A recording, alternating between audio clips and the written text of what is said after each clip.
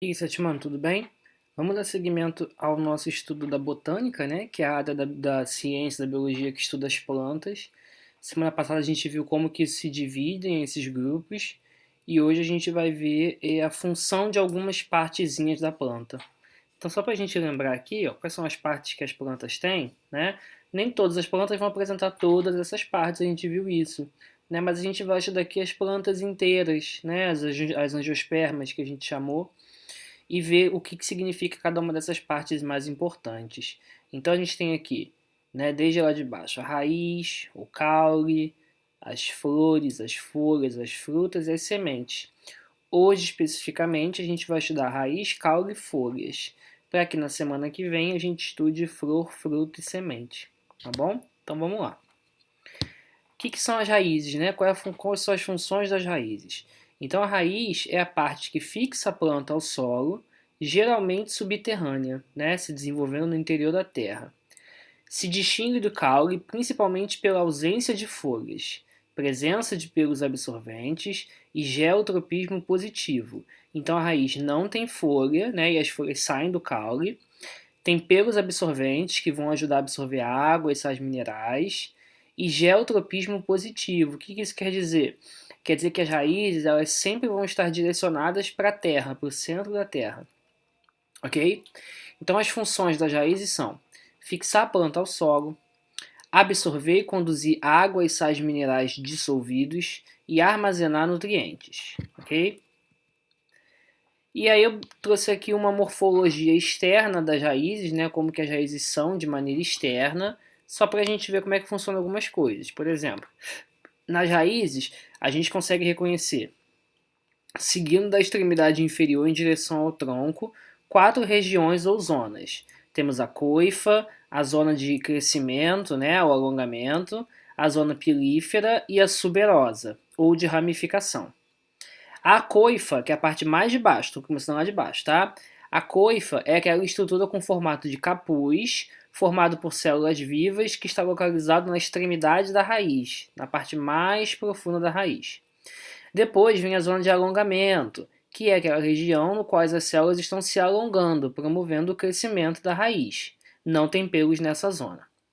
Depois vem a zona pilífera, né, que vem de pelos, é uma região com pelos, mas é igual aos nossos pelos do braço, professor, da perna?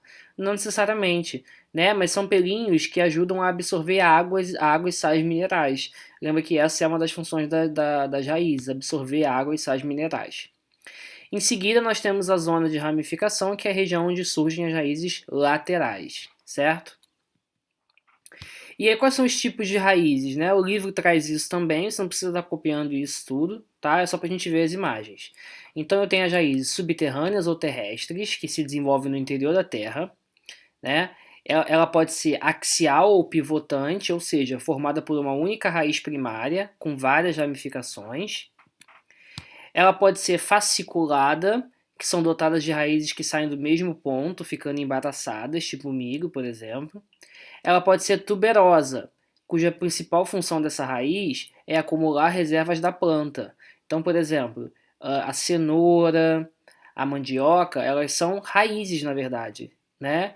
Não é fruto, né? É a raiz daquela planta, que é a cenoura que a gente come, né, efetivamente, é a raiz dessa planta, né, que é a cenoura. Mandioca é a mesma coisa. Então repara que, pô, a gente come, então quer dizer que isso tem nutrientes, quer dizer que está acumulando ali alguma coisa, né, alimento, tá bom?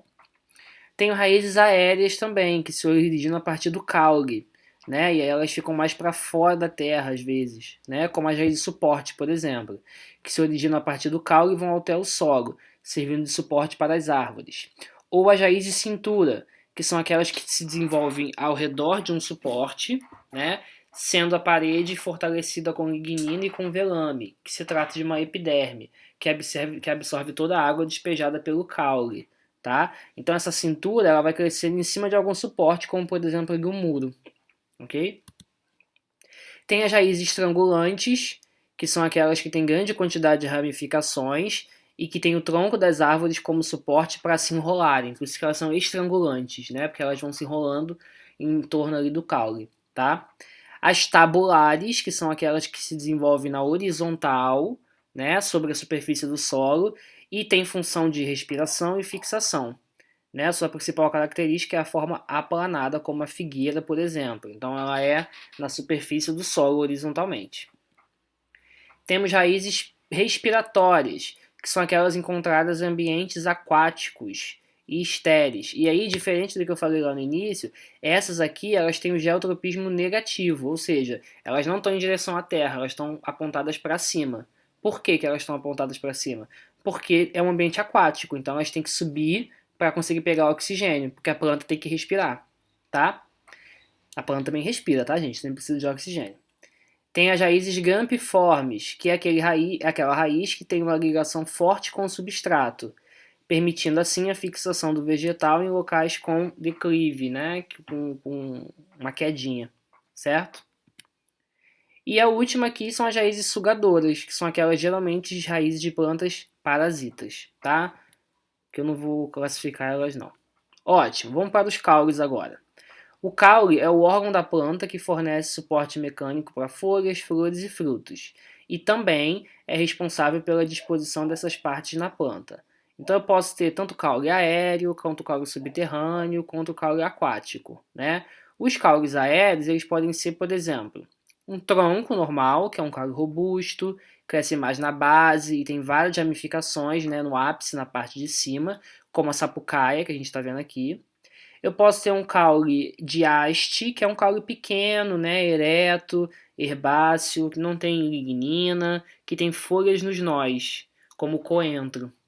E eu posso ter um caule tipo estipe, que geralmente ele é cilíndrico, né? Repara que é só um tubinho subindo, não tem ramificação e as folhas são apenas no ápice, como a palmeira, por exemplo, né? Ele é cilíndrico, ele vai subindo, certo?